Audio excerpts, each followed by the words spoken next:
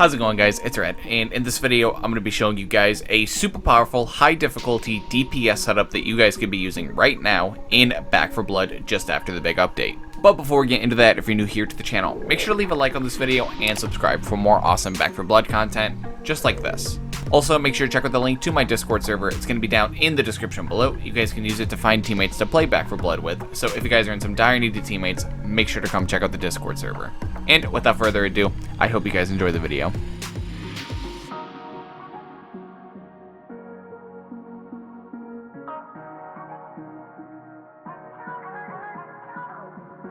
Alright, so here we are in the deck building menu in Back 4 Blood. This is going to be the complete deck list, so if you guys are just looking to copy and paste the deck, now is your time to do so. But for the remainder of this video, I'm just going to be talking about why every card's in the deck, what role every card plays in the deck, and just everything like that.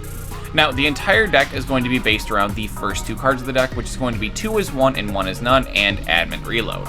Now, this combo has been a thing pretty much ever since the game came out, but if you don't know how it works, 2 is 1 and 1 is none is a card that says we can equip a primary weapon in our secondary slot, but we take a 25% hit to our swap speed, and we have Admin Reload, which says when we stow our weapon, it reloads automatically.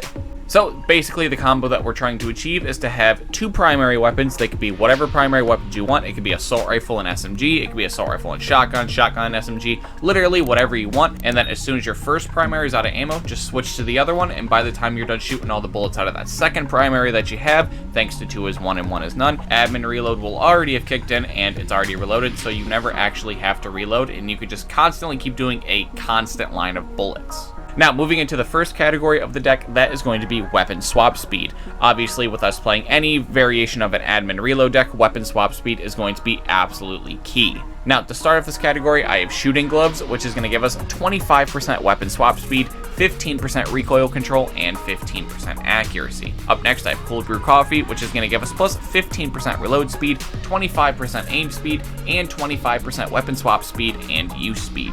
And to round off this category, I have Energy Drink, which is going to give us 15% stamina, 25% weapon swap speed, 15% move speed while firing, and 10% slow resistance. Now, the reason that I picked these cards specifically is because I wanted my weapon swap speed cards to actually accrue me some value outside of just the weapon swap speed. That's why I didn't pick any cards like Guns Out or Cocky, because these cards, I mean, they have downsides and these cards don't. So that automatically, in my mind, makes these cards infinitely worse in almost every way. And like, I'm getting as much weapon swap speed off of these 3 cards as I am Cocky, but I have like 10 different other effects that are going on, and I have no downsides between the 3 cards. So that's why I'm not playing Guns Out or Cocky. I think that they are a bit outdated, but I mean, if you have a card like Guns Out or Cocky and you don't have a card like Cold Brew unlocked yet, then obviously you can play these, but I mean, for most optimal deck building, don't play these. And another thing that's kind of important is all the extra abilities that we're getting off cards like Shooting Gloves, Cold Brew, and Energy Drink, they are all good with basically every type of weapon in the game. Like, there's basically no weapon that's just going to say no to aim speed, you know what I mean, or to reload speed. There's no weapon in the game that's going to say no to recoil control or accuracy. And the last thing before we move on is, how does reload speed work with Admin Reload? Because this card says it gives us plus 15% reload speed, and I mean, in a deck where we don't actually manually reload at all, reload speed seems really bad, right? But the way that it's programmed into the game is that the faster reload speed you have, the faster Admin Reload is going to proc. So if you have buffs to your reload speed, this is going to finish faster than what it would if you had no buffs on your reload speed. So Cold Brew Coffee is just going to be putting in double time. Even though the reload speed don't look that good, it's going to be an all-star after a while. Now, moving into the next category, we're going to have weak spot damage, because, I mean, we are just a DPS build, and with this build specifically, I did not build this with anything outside of just dealing as much damage as humanly possible in mind. And to kick it off, we have Hyper Focused, which is going to give us plus 50% weak spot damage and minus 40% move speed while shooting or melee attacking.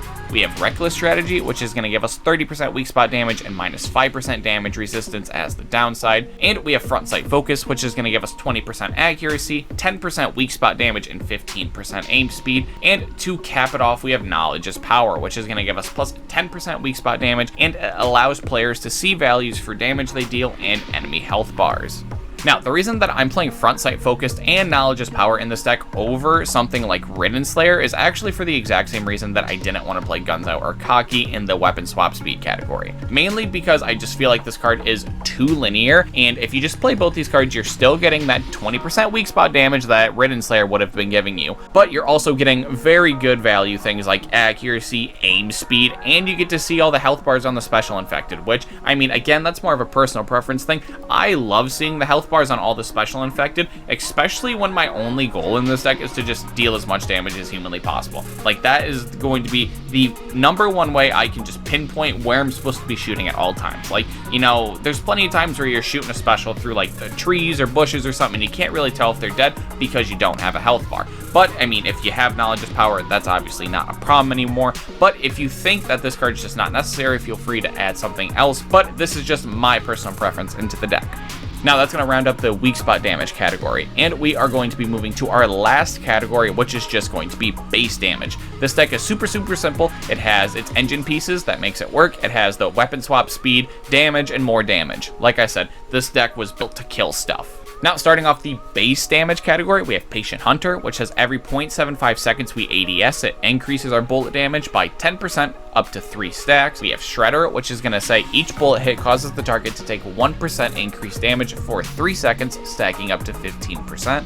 We have Silver Bullets, which is going to give us plus 10% bullet damage and 15% effective bullet range. We have Large Caliber Rounds, which is going to give us plus 7.5% bullet damage and plus 200% bullet penetration. And to round off this category, we have Line 'em Up, which is going to give us plus 10% effective bullet range, 15% recoil control, and 25% bullet penetration and aim speed.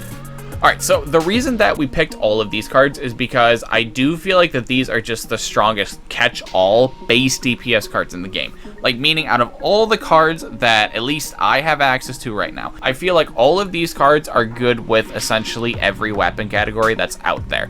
And there's just not a card out there that's better with every weapon type than like any of these cards. Like, these cards just make sure you have every base covered, and it just doesn't matter what you're using for your 2 is 1 and 1 is none. It can be Sniper Shotgun, it could be Assault Rifle SMG, SMG Shotgun, SMG Sniper. It doesn't matter. These cards are going to help you no matter what, because they're going to be giving you bullet penetration, effective bullet range, just giving you more base damage, and it's just going to be helping you out immensely no matter what you're playing.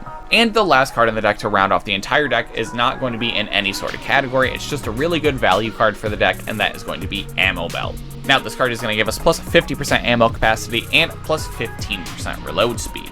Now, like I was saying earlier when I was talking about cold brew coffee, your reload speed is actually going to make your admin reload proc that much faster, and that's why I chose to play Ammo Belt in this deck over Ammo Mule, because admittedly, Ammo Mule in this deck can be pretty nasty because you just hold a lot of ammo and you just shoot a lot. So honestly, your ammo needs are going to be, you know, a little higher than most of the other decks. So if you feel like you're going to need that extra ammo capacity, then feel free to, you know, toss Ammo Belt on here, put Ammo Mule in, but just remember that your admin reload procs are going to be slower. And I mean, I'm not sure if it's going to be like noticeably slower, but it will be slower.